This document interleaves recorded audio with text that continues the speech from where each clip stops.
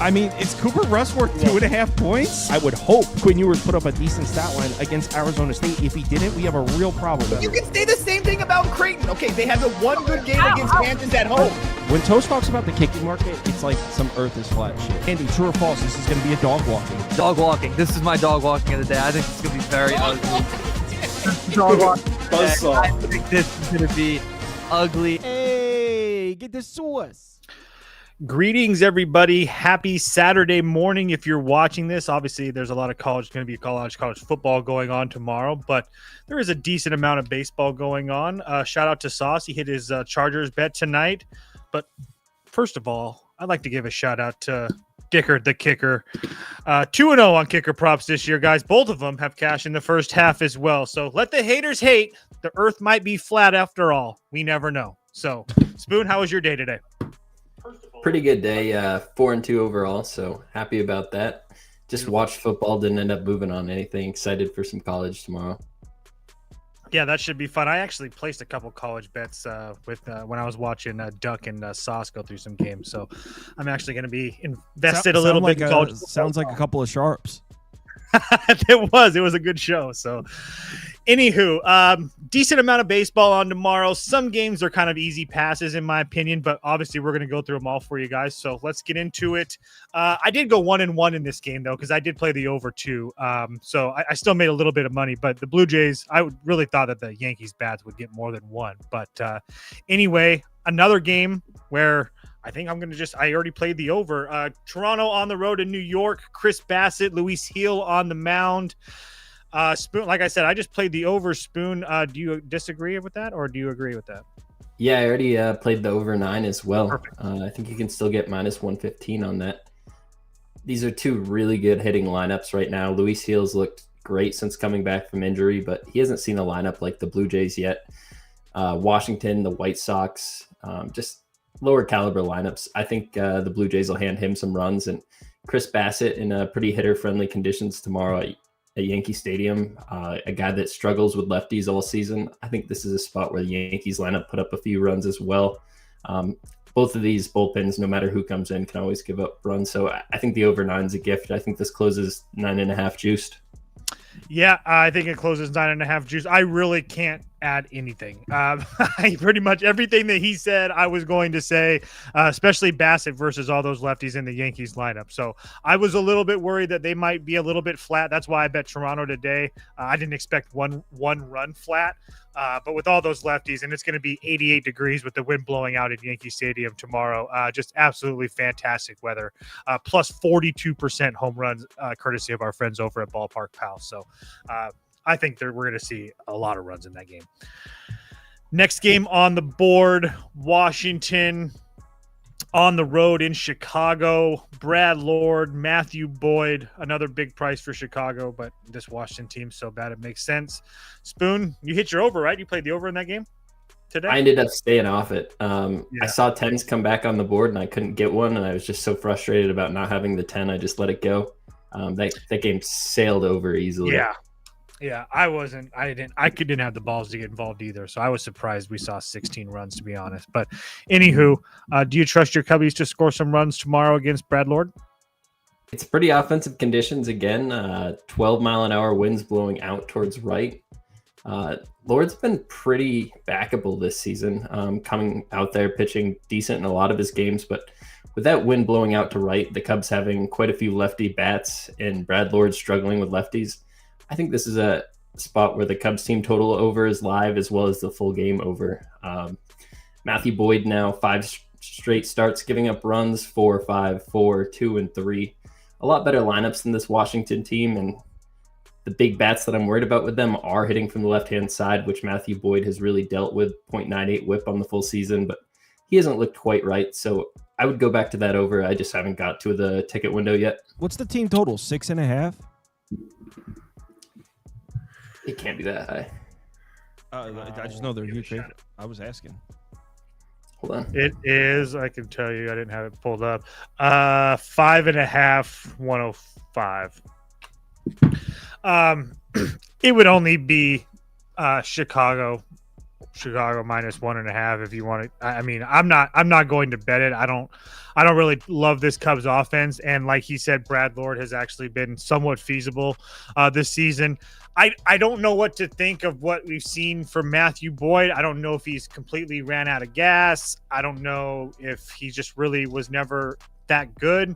I don't tend to believe that from what we saw him last postseason and last season, and then coming into this year. I believe he's pretty good, but I agree with Spoon too that the lineups that he's seen are a lot better than what he's going to see with this Nationals team that can score left-handed pitching to save their life. So they have seen some decent arms themselves, so it's enough for me to stay away, but it would only be the Cubs for me. Next game on the board, the Scumbags are in Miami. Jesus Luzardo, Sandy Alcantara. Spoon, I do have a bet in this game. I'm not going to tell you what it is, but I want to hear what your thoughts are. I mean, Sandy's going out there and just pitching quality start after quality start right now. Out of his last 8 appearances, I think he's had 5 quality starts. One of the ones that wasn't was 5 innings pitched, 0 earned runs. Had a couple hiccups versus Atlanta and Houston. I think he can probably pitch pretty well versus this Phillies lineup tomorrow, but he's probably going to give up a few runs. Jesus Luzardo on the other side, coming off an amazing start. He got kicked out of that Mets outing and responded by coming back, pitching into the 7th versus Atlanta. Didn't give up a single earned run. I don't know if he can carry that over into this game versus Miami. Their bats have been just finding ways to score runs. Maybe not as much against left-handed starters, though, so if I was going to go anywhere with this game, I'd probably just go Philadelphia -1. I don't trust Sandy to continue pitching this well. I'm going to lay off this game, though. You got to trust Sandy, brother. Miami, first 5 on the money line, +128 is the number that I got. I think that's available on FanDuel if you're wondering. But I do think that Sandy's back. I was very critical of Sandy. Obviously, it was very easy to do that. But I think that he's shown us enough over the last month and a half, 2 months to think that he is back. And this Phillies team, I mean, it's not like they're seeing like the top tier right-handed starters. I mean, obviously Freddie Peralta is blanking everybody. So sure, I'll give you credit for that. But we've talked about this on this show many times. Jacob Mizorowski is just a highly touted name. He's not that good. He rolls out of bed and gives up 3 runs, TV Jones. So 4 to third, 3 runs. I mean, that's really not that impressive to me. Waldrop, I mean, he's been good. Shut him down. Bryce Elder went 7 innings, shut this team down. They got 9 runs off of Cal Quantrill. Who cares? The rookie McLean from the Mets shut them down. They got runs off of Kodai Senga in AAA. Jake Irvin would be in AAA if he didn't pitch for Washington. So, I mean, I'm just really not impressed with what this Phillies team has done versus right-handed pitching. At least the starters are concerned, and really not on the road. They have been winning. And then as far as Luzardo's concerned, coming back to Miami, he didn't look good the first time he was in Miami. The Miami offense has been, like I said, feisty at times, but I mean, he's dominant versus lefties, struggles versus righties. You're going to see 8 righty bats in that Miami lineup tomorrow. Honestly, not that you can really handicap games like this, but from what I see from Luzardo, it's really hard for him to give you back-to-back quality starts. It's usually a good one and a bad one, a good one and a bad one, and you can go down his game logs and see it. So I at a huge plus price or a decent plus price, I took Miami in the first 5. I love me some Sandy, though. Sandy was the first pitcher I ever backed on this channel when I gave out a pick. Never forget it. Did it at least win? Of course it did. Of course it did. I gave out that in an over in a White Sox game, actually, which is funny because they're playing. Anyway, White Sox on the road. On Sandy earlier this year. Yeah. White Sox on the road in Detroit. Martin Perez, Tariq Skubal. I'm mad at myself. I didn't move on that over 8. It was so free, and I just couldn't pull the trigger because it was 105. It just always scares me when those totals are plus money. I don't know what it is, but anyway, I think another over is in store in this game. What are your thoughts? Skubal has had a great season. There's no question about it. But Philadelphia got 3 off him. LA got 4 off him. Minnesota got 3 off him. He's looked pretty good in his last 3 starts, just giving up 1 earned run to Kansas City, the Athletics, and Houston. But I think the White Sox can probably get a run or 2 off him. I was looking at some of the first 5 lines. You could get a under 4 for the first 5 in this game.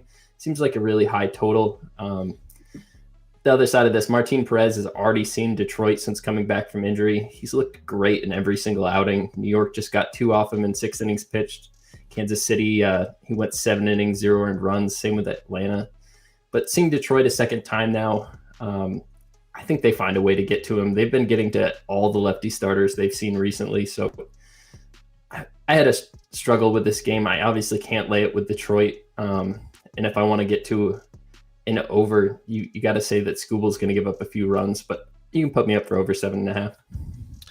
Yeah, I wanted to wait to see what the weather looked like in the morning. You can put me up for the over too, and I really considering playing this. It's supposed to be like 65 degrees with the wind blowing out to left field, so not fantastic for runs, but this White Sox team has continued to produce, especially on the road. And versus left-handed pitching, I mean, they've been fantastic for weeks now. Obviously, they haven't seen guys like Scooble, and some of their numbers aren't as gaudy as they were when they were putting up 4 runs a night. But again, they've been seeing left-handed pitching very well. And like Spoon talked about, Scooble's been more than capable of giving up runs himself. I mean, the home start versus Houston, away start versus Kansas City, those are blanks. But he's also gave up 3 runs to a team like Minnesota and Philadelphia and the Angels and Seattle.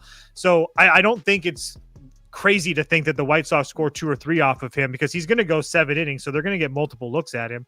And then on top of that, Martin Perez, this is not going to last forever. There's no way in hell he's going to continue to go out there and go 5, 6, 7 innings of 1 or 2 run baseball. And this is a really good spot for the Tigers, who absolutely dominate at home and absolutely dominate versus left-handed pitching.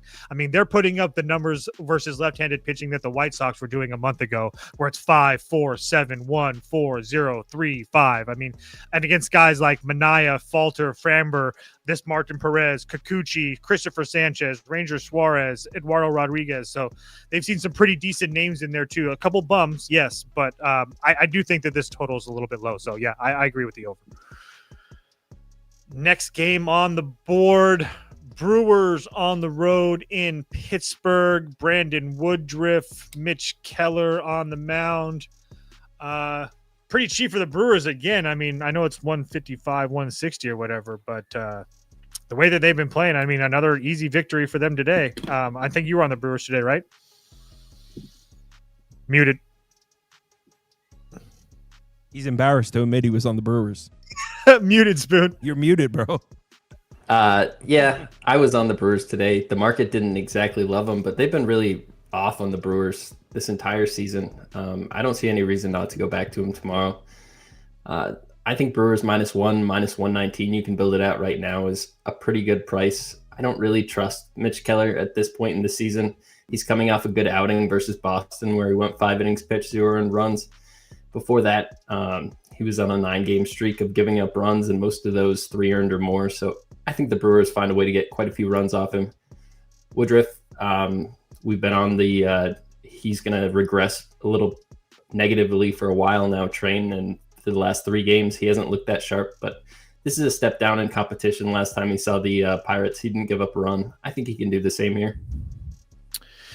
Yeah, it would be over 8 or pass for me. Kind of considering this one, it's the only reason I don't think that Woodruff is going to be as bad as what he looked like in Toronto, but I do think it's probably more like 4 or 5 innings of 2 or 3 run baseball at a minimum. And I like the fact that Pittsburgh's already seen him once this year since coming back from injury. So that's a huge thing for me. And then on top of that, Mitch Keller hasn't really been the pitcher that he was 2 months ago. He's kind of fallen off of a cliff, and he hasn't really faced that great of competition either. And on top of that, the Brewers are just absolutely destroying right-handed pitching right now. So the Brewers have kind of owned Pittsburgh this year as well. I think they're 8-3 against them. So it would only be over for me. They've played a whole bunch of high-scoring games as well. So I think I might move on this if the weather's not crazy. Next game on the board, Mets Huge on the win. road in Huge win. Cincinnati. Yo, this was crazy. I was on the Mets, and Diaz with the bases loaded in the 9th, no outs, and then just comes back to shut the door. Great play at first base to end the game as well. Did you have a playoff? Were you on the Mets too, Spoon? I was on the Mets too. I thought we were going to lose that game like 3 separate times. That was wild. Go Mets. Yeah. So now Diaz threw quite a few pitches there. Do you think he's going to be available tomorrow if they need him to close out the win? I would assume so. He hadn't pitched in 4 days prior to that. I don't think the Mets are in a position where they can take days off right now, personally. So I think if he's good to go, they're going to use him. They'll win the series and then give him a day off. But that's just I don't have any true backing. That's just my thoughts. What's your thoughts on this one? So Brady Singer at home has pitched pretty well this season, but the Mets are getting runs off every single pitcher they see right now. I think Brady Singer has a rough day tomorrow. Yona Tong looked really sharp in his last start. It was his first start in the major leagues. Only gave up 1 earned run. He gave up a few hits, and maybe that gets magnified here in Cincinnati, but I just think this is a spot where the Mets find a way to win again. I was looking at the first 5. It's like minus 125. You can get the same price on the full game. I wasn't quite sure with Diaz where he'd be at. I think he's probably available, but I want him available in order to get a win there. So I'm going to be on the Mets in some fashion, but I haven't decided if it's first 5 or full game yet. Yeah, I will be on the Mets too. Diaz threw 30 pitches now that I have the number in front of me. I think he should be good to go. I think it's more of an advantage to the Mets side in the bullpens, though, considering the fact that even the Reds had to use Pagan and Nick Martinez, which is, I think, 2 of their better arms in their bullpen. Obviously, one's a middle reliever, one's a closer, but I don't really trust Santillan or Barlow personally.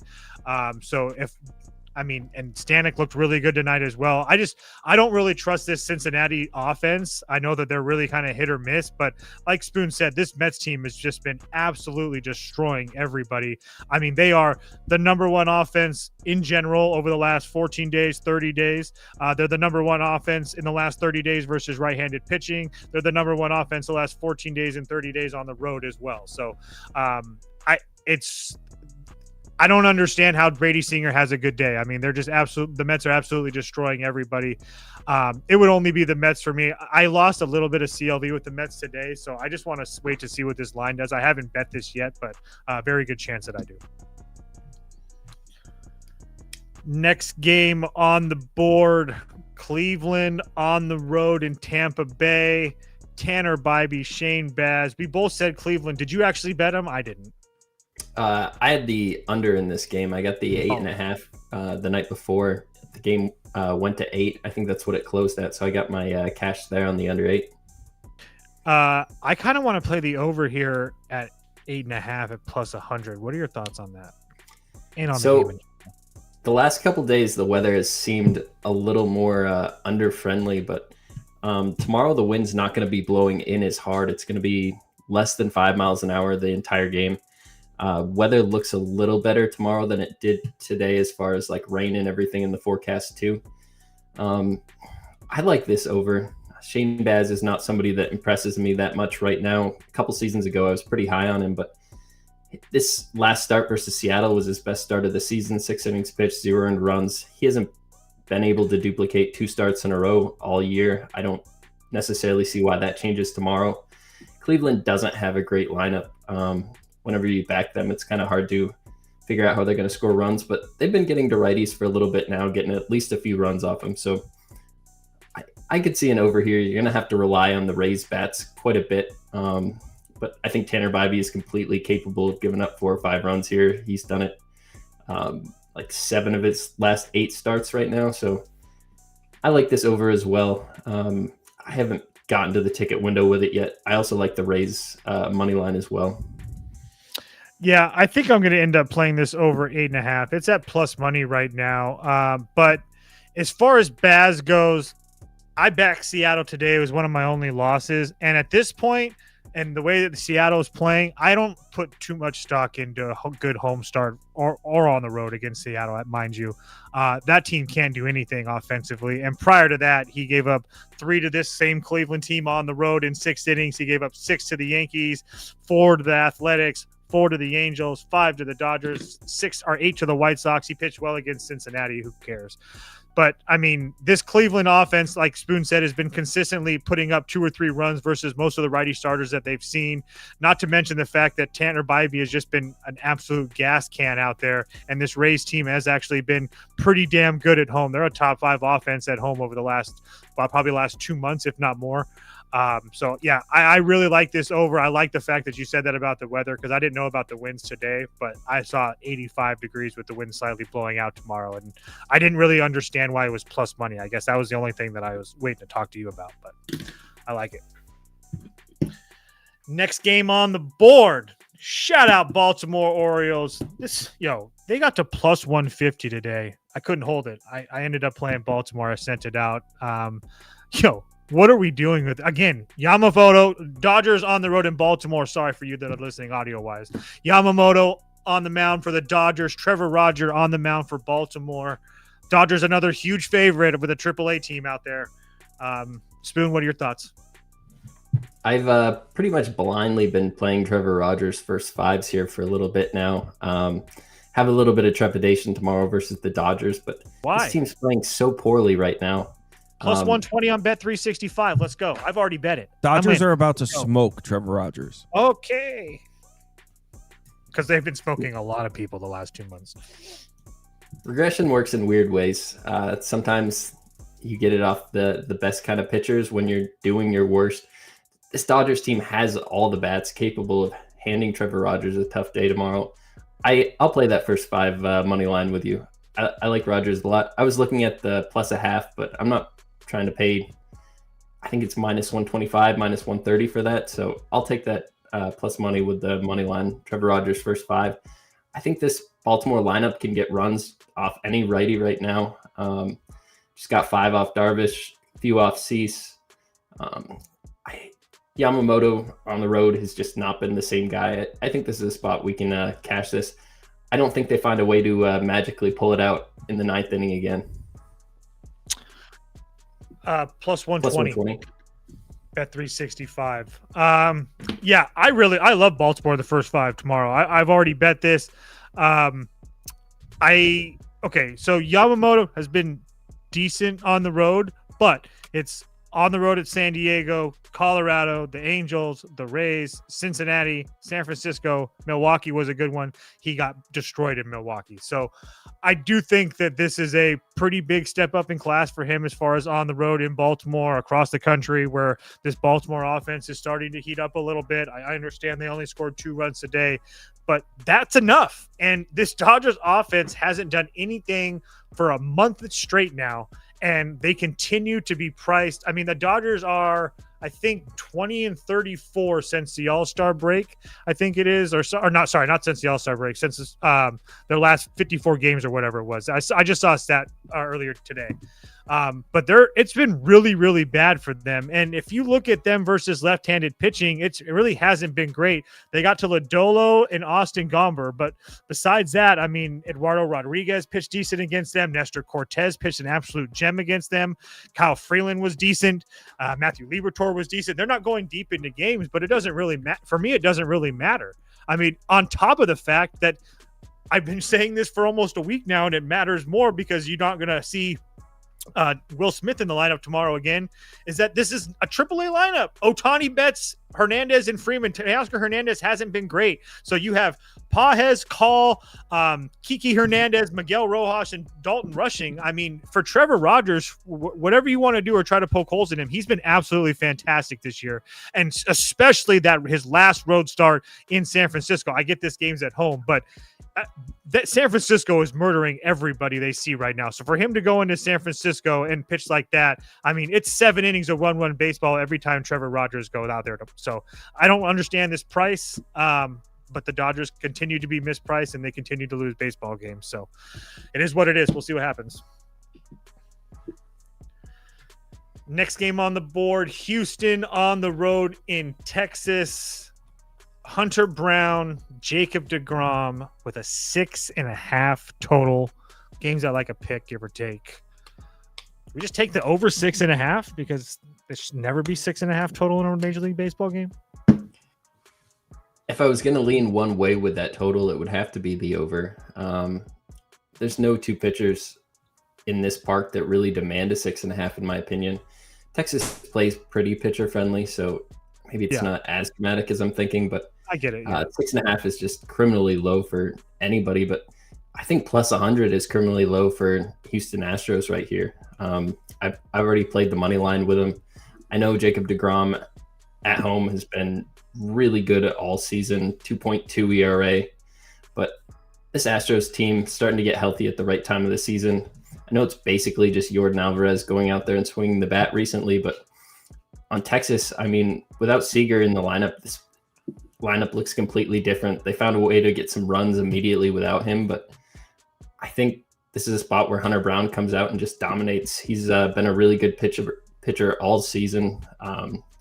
His last 7 starts now, he's looked really quality out there. So I'm going to back the Houston Astros. The bullpen is pretty much a wash for me with these two teams. I think Hunter Brown is every bit as good of a pitcher as Jacob deGrom right now, and I got to give the sticks to Houston. So I think plus 100 this kind of game is a gift of a price. Yeah, I couldn't agree more. I was looking at the over myself, but it would only be Houston for me. I just haven't moved on it because this number continues to move. It opened at 105. It's at plus 100 on multiple books now. So if I can snag a 105 or something on ESPN over the next couple of hours, I will. I just wanted to point out a couple things to add to what he said. I expect Hunter Brown to pitch well too, but I also like the fact that I think that we're getting this price because of this Texas lineup is perceived really good, and they have been playing well, but at the same time, when you look at it, they're facing guys like Zach Gallen, Ryan Nelson, JT Ginn, Mason Barnett, Kekonowitz, Soriano, Gavin Williams, Slade Ciccone, Michael Lorenzen, Seth Lugo. I mean, a lot of those guys are just pitching absolutely terrible. So Gavin Williams was a decent name. They got to him, so that was a little bit impressive. But I think the Rangers numbers versus offense versus right-handed pitching are a little bit fugazi right now. And seeing a guy like Hunter Brown is a huge, huge step up in class. On top of the fact, deGrom isn't going deep into this game, and this Rangers bullpen cannot be trusted in any way, shape, or form. And then my last point, this is just the time when the Astros just find the ways to step on other teams' throat in the AL West, and they're up a few games, and Texas is making noise because Seattle's losing games. I think this is the type of series that Texas or the Astros kind of show who they really are, and they probably, I might think they sweep Texas. I think this is a huge series for the Astros, especially with Yordan back. This is everything is clicking at the right time for this team. Time for the best team in baseball. Here we go, boys. Say sweat-free money plus money today. Giants on the road in St. Louis. Justin Verlander, Andre Palante. Spoon, I tried to tell you yesterday. Are you with me today? Giants on the money line. Yeah, that Giants minus 126. I already bet it. Palante is a guy that's an easy fade for me this season. The last 10 games, he's got 6 different occurrences of giving up 5 earned runs or more. Add in 4 runs to the Yankees, 2 runs to the Padres, and just a 5-run setting. So every time this guy goes out there, he's giving up runs, and the Giants are doing just the same with their bats right now. 7 earned in back-to-back games off Sugano and Kramer, 6 earned off Dolander, 4 earned off Marquez, 6 earned off Colin Rea. I mean, this team's just hitting everybody they see. Not the best pitchers, I'll give you that, but Palante is firmly in that mix of not great pitchers. Justin Verlander, he's been better at home than he has on the road, but 2 of his last 3 road starts have been really quality. Went into Atlanta and Pittsburgh, didn't give up a single earned run to either. Followed it up with a start versus the Dodgers where he didn't make it out of the 5th inning, gave up a few runs, but I think this Cardinals lineup right now is just a dream of a matchup for right-handers. They're not getting runs off really anybody. I think this is a spot where it's maybe 4-0 going into the 5th or 6th inning for the Giants. I can't get to this over. I think this is definitely a Giants spot. Rinse and repeat for me, guys. Going to continue to bet the Giants until they give me a reason not to. I will stand firm that they are playing like the best team in baseball right now. I don't think they are the best team in baseball, but the way that their offense is clicking right now and the way that even their pitching staff looks pretty decent. And if you take a look at what Justin Verlander's done over his last 7 starts, he had 2 bad starts, one on the road in San Diego where he got absolutely destroyed, and then one at home versus Washington. But besides that, it's, he pitched well against Pittsburgh twice. He pitched well against the Rays and Chicago and Baltimore. A lot of those starts were at home. I think all those starts were at home. But like Spoon said, this Cardinals offense isn't doing anything versus right-handed pitching. So I have no reason to believe that Justin Verlander isn't going to pitch well tomorrow. And Palante's been giving up runs, but this Giants offense is just, like I said, clicking on a whole new level right now. Over the last 30 days, they're number 7 in every category that we look at. And versus right-handed pitching over the last 2 weeks, they're like the best team in baseball. And I know that you could say, well, they did some of that in Colorado. They also did a lot of that damage in San Francisco where it's hard to put up runs as well. So I think that kind of cancels each other out. I truly don't understand this price. I didn't understand it yesterday at plus 100. I truly believe that San Francisco should be minus 140, minus 145 here. So this price is an absolute gift. Next game on the board. One of the games I was dead wrong about. You know what they say, though? When a team What's gets that? hot, you start fading them when the market catches up, and now they're starting to get priced as a red-hot team. Cardinals are winning that game. I'm a football guy, though. I'm a football guy. You are a football guy. I will give you, if we wake up in the morning and we're watching our football and it's still under 130, I will be worried. I'll give you that. How's that? Next game on the board, Seattle on the road in Atlanta. Atlanta or pass for me. This Seattle team is dead to me. What an absolute joke today. Not that I care that I lost, but I mean, just the fact that they scratched and clawed to stay in that game and then to tie it and then just to give it up like that. Yeah, it's rough. So Bryce Miller, Houston Waldrop, Spoon, what are your thoughts? Bryce Miller has not looked right since coming back from injury, in my opinion. He's given up multiple earned runs in every single start. Philadelphia, San Diego, Cleveland. Pretty tough lineups. Cleveland, not necessarily so much, but I think Atlanta finds a way to tag him as well. They haven't been destroying right-handers recently, but they've gotten runs off quite a few guys. Nola, Gusto, got Ben Brown out of there really quick, Colin Ray. Hurston Waldrop, this guy's been just elite at getting right-handers out. Nobody's getting on base from the right-hand side. That takes out half of Seattle's lineup here. He's also pitching well to lefties. It's only a 3.21 xFIP to lefties, 2.97 WOBA. They're getting on base a little bit more than righties are, but I think he can come out there and pitch really well versus the Seattle team, who really kind of underperforming everybody's expectations the second half of the season. Nothing new there. They have been getting to some righties, but I would be on Atlanta or nothing. I haven't got to the ticket window yet. Yeah, I'm not in love with laying 140 with Atlanta, but I think that they have an advantage in pretty much everything. You would think that Seattle has the advantage maybe offensively, but the way that they've looked, I mean, I don't think it really matters. And Bryce Miller, I don't think is healthy. I think that he tried to come back and kind of forced it, and it's kind of shown, on top of the fact that he's been really, really bad on the road. So I just don't know where Seattle has any advantages in this game. I think there's a reason that a Braves team that's 63-77 is a minus 143 favorite against a Seattle team that's fighting for a playoff spot, kind of. Anyhow, next game up, Twins on the road in Kansas City. Kansas City came through for us today, so shout out to the Royals. Joe Ryan, Stephen Kolek. What are your thoughts on this one? I'm on this under here, the 8.5 minus 115.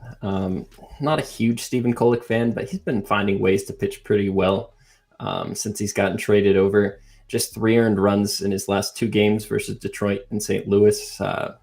This Twins lineup does not scare me right now. So if he's going to go out there and pitch well against anybody, it's going to be a team like the Twins. And I mean, he showed that with that St. Louis start. Joe Ryan, I don't expect him to pitch the rest of the season going 7 innings pitched like he did there versus San Diego Padres, but clearly looked really sharp at that game, not giving up a single earned run. Had a couple hiccups before that, but I mean, this guy's been really consistent all season. The Royals bats probably going to be without their best player tomorrow. Bobby Witt left today with back spasms. I think that's probably one of the biggest bats you can lose in all of baseball, like as far as how valuable they are to the team. I think 8.5 with no Bobby Witt, the Twins lineup, it's just too many runs, especially when you're having Joe Ryan going out there. But yeah, that's where I got to be the under on the total. It would only be Kansas City for me. I 100% agree with you as far as the Joe Ryan thing. That was a home start as well against a San Diego team had been playing well. I think that was kind of like his Mona Lisa for the season. I would expect him to go 4, maybe 5 innings tomorrow. And then I wish I kind of want to just wait because for one, I think that if Bobby Witt gets announced out, that we're going to get a better number. And I agree with you that it's a huge bat, but I don't know if it's going to matter because I don't think Kolek's good either. But if he can pitch well tomorrow, I don't think that Bobby Witt's going to matter. But on the same time, if Bobby Witt is in and we still get minus 105, I'll be good. And the only reason I say that is Bobby Witt plays almost every day. 158, 161. He's at 138 games this year. The dude plays every single day. So if his back's okay or somewhat okay, he'll be in that lineup tomorrow. So I just want to wait and see. Next game on the board, Boston on the road in Arizona. Lucas Giolito, Brandon Pfaadt. Didn't play Boston today. Got lucky there because they got smoked. This is a really cheap price for Giolito here with a well-known gas can in Brandon Pfaadt. What are your thoughts here in Arizona? Yeah, today I was looking at Arizona and that over. Brandon Pfaadt's not a guy I trust. He has been able to pitch a lot better at home. Just went 7 innings pitched versus Cleveland, gave up just 2 earned runs. But I don't think I want to back him tomorrow. We talked about the Red Sox missing their best bat this late in the season, how that will affect their lineup yesterday. That's what's going to keep me off this over. But I think Diamondbacks find a way to get some runs off Giolito. He's pitched amazing the second half of the season, only given up a few earned runs in 3 or 4 games here. Outside of that, it's all 0s and 1s. But I think this Diamondbacks lineup can hand him at least 1 crooked inning here. On the road, this guy's been pretty dominant, though, on the full season, 3.23 ERA. So there's enough keeping me off it. But I think we find a bunch of ways to get runs in this game between Brandon Pfaadt and Lucas Giolito, 2 guys that at times can be really elite, but at times can just also look like complete gas cans. So put me up for the over. It'll be Boston for me. It'll be minus. I got it at minus 120. It would have been under for me. I get that Robin Anthony's not in the lineup, and that does suck. But at the same time, I don't trust Brandon Pfaadt. I mean, it's well established how I feel about Brandon Pfaadt. So,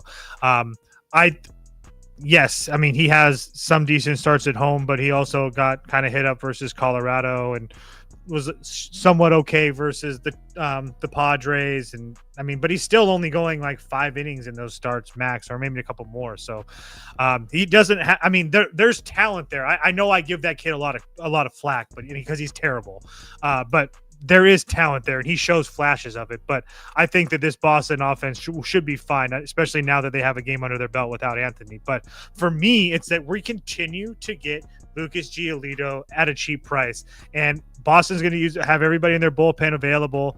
And I mean, I don't understand why we continue to do it. I mean, Giolito has been an absolute moneymaker for me all year long. So like Spoon said, he continues to put up great numbers. He got hit up on the road against Yankees and the Padres. Both those teams were humming, or the Padres were humming offensively at the time. And the Yankees were as well. I don't really put Arizona in that category personally. Jack Leiter, Yamamoto, Glasnow, all those guys, 6, 7 innings, a 2-3 run baseball. It's really not impressive for me. If Giolito goes out there and gives us 7 innings, a 2 or 3 run baseball, I think that Boston wins that game. So, Boston minus 120 for me. Next game on the board, Padres on the road in Colorado. Randy, the young goat Vasquez, finally up here. I don't know what we've been doing for so long. Regardless, Rockies money line. I 100% agree. The rule stays in place. I said it yesterday. People DM me like I was acting like I was being if I was serious. Do not, under any circumstances, lay juice with this Padres teams. I say the same thing about the Dodgers, and I say the same thing about the Padres. Neither one of these two teams can get out of their own way. And I know that a lot of people looked at me crazy and thought I was crazy when I said 4 days ago that the Giants aren't out of this. If these two teams can't keep on winning baseball or can't keep on losing baseball games and the Giants keeps on winning, those 3 or 4 games that they're separated are going to be very small come a week from now. So there's not a chance in hell that I look at the Padres in this game. So Spoon, you can take it away from there. It's your guy, Randy Vasquez, on the mound. So we look at the lineups. Colorado's probably going to have one lefty in that lineup tomorrow. He'll pitch coming back up. This guy probably would much rather play in the major leagues than the minors. It's always a tough ticket for anybody to walk into Coors and pitch well, but I think Randy Vasquez can do it tomorrow. I'm looking at this under 12. It really depended on how much can the Padres bats show up. But recently, this is a team we can pretty much count on to not show up. I think 12 runs is just too many. This line's still moving around a little bit. I haven't actually played this game. I believe McCade Brown is going to take the mound for the Colorado Rockies. Just saw the Cubs at home, gave up 5 earned runs in 4 innings pitched. Maybe he finds a way to give up some runs to this Padres lineup again tomorrow, but I think 12 is too big of a number. I think this should close 11.5 or 11, so I think I'm going to take advantage of that 12 tonight. 75 degrees with wind blowing in at Coors tomorrow. Yeah, I could not agree more. Because I, for one, like he said, first question we always ask with Randy is the lefties. I think you're going to see 1, maybe 2. Regardless, he's already pitched in Colorado once this year, went 6 innings, gave up 2 runs. You're probably going to see him for 4, maybe 5 innings of his 1 or 2 run baseball that this kid continues to give you. And then the Padres bullpen will be in there. But I 100% agree. How are we supposed to believe that this Padres offense just magically in Coors Field is just going to hit this Brown kid up? So maybe he gives up a few runs over 4 or 5 innings himself. But I have a hard time believing the Padres, win this game like 8-4 or something like that. So I agree with you. That under 12 is ridiculous. I only saw 11.5, and I saw 12s pop up now once you mentioned it. That's kind of wild. I agree. Next game on the board, Athletics in Disneyland versus Kikuchi and the Angels. JT Ginn on the mound for the Athletics. What are your thoughts on this one? I was dead wrong. I thought the Angels would kill the Athletics today. They got smoked, and it could have been worse. Do they bounce back today with Kikuchi on the mound? I don't think so. Kikuchi, he's a guy that's kind of hard to figure out when exactly you should back him. If it is on the home or road, it's definitely at home. But these Athletics have been getting to lefties most of this season. They've cooled down a little bit as of late. Liberatore, they didn't get any runs off of, which is kind of alarming because he's one of the poorest starters out there. But just 1 earned run off Skubal doesn't throw any alarm bells for me. They just got 4 off Tyler Anderson, and on the 15th, they saw Kikuchi and got 4 earned runs off him in just 4 innings. So I think this lineup can do that same thing to Kikuchi again, a guy that's really struggling with right-hand bats this season. 1.5 whip.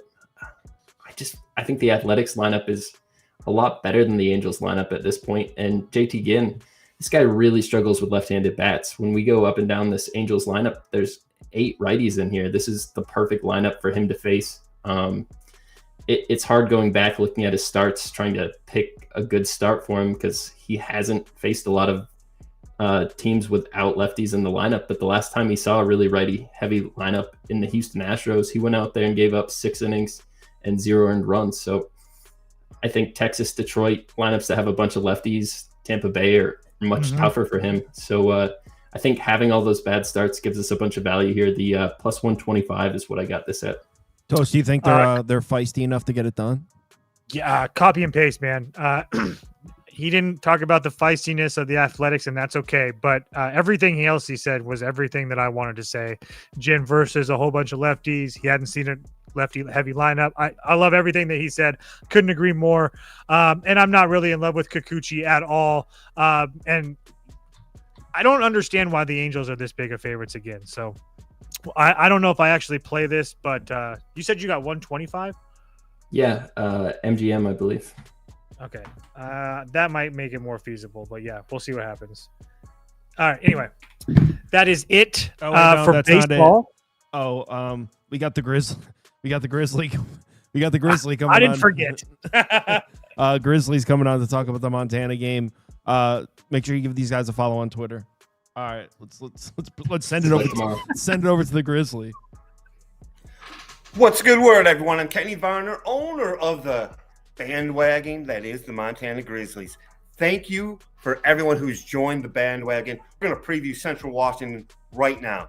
What are they in for? They're going to play in front of over 25,000 on a blackout. Look good, feel good, play good, a wise man once said. And that's what the Montana Grizzlies will be doing on September 6th at night. Get your ESPN Plus subscription ready so you can watch all 16 of the Grizz games, and you were here from day one when we win the national title. So what do we got in Central Washington? We got the quarterback coming back. We got a team that won the Rodeo Bowl just this past Thursday, 41-14 over Colorado Mesa. They are now coming in to Washington Grizzly Stadium, playing in front of over 25,000 people, which will be more than they play in the whole Division II schedule they have. Now remember, these previews are about emotion, taking the Grizz to the national title. You have all your betting knowledge and stuff. This is to take a step back, go back to old school, and just love a team. And you have picked the Montana Grizzlies. Thank you. And so we will dominate this game. Now, if it ends up 24-10, the sky will be falling and all that stuff, but it's a process all the way through. So when you watch us dominate Central Washington, just really take in the atmosphere of the game. You will see the M up on the mountain. You will see a beautiful, especially in the second half when the night falls down. And so you bring the emotion, not the stats, when we do these previews. So I want to do a special thank you to Kyle Kirms, who spread the video of the bandwagon video, the first one, even though he didn't put it on the channel. I know he did because, yes, a record-setting number of season tickets have been sold. 19,737 season tickets have been sold for the Montana Grizzlies. Why is that? Because they got 8 home games, which is going to turn into 11 home games, which is going to turn into a national title. As you will see, we're breaking the pipeline of North Dakota State, South Dakota State. So be there for the whole ride. Central Washington comes into town.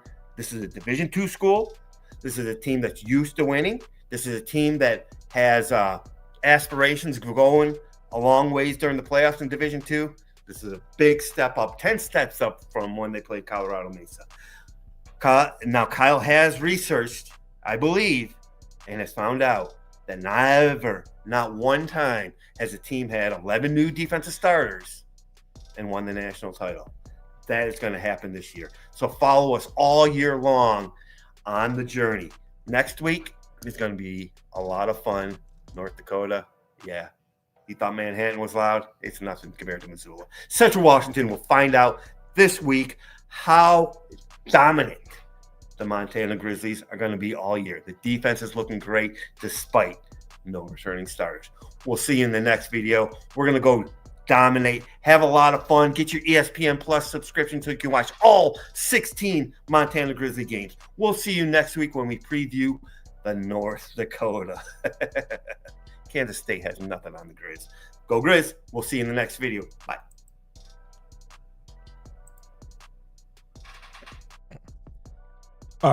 All right, that's the Grizzly. So I have a video up. It's an hour and 40 minutes long where I go through a bunch of college football games for tomorrow. If you want to check that out, I just shared the link in the comments. I'll put it in the comments after the fact as well. And 10 a.m. we'll be live for the college football show. Me, Scoop, and Mac. We're going through like 30, 35 games. It'll be more like rapid fire. We'll be live from 10 a.m. Eastern time up to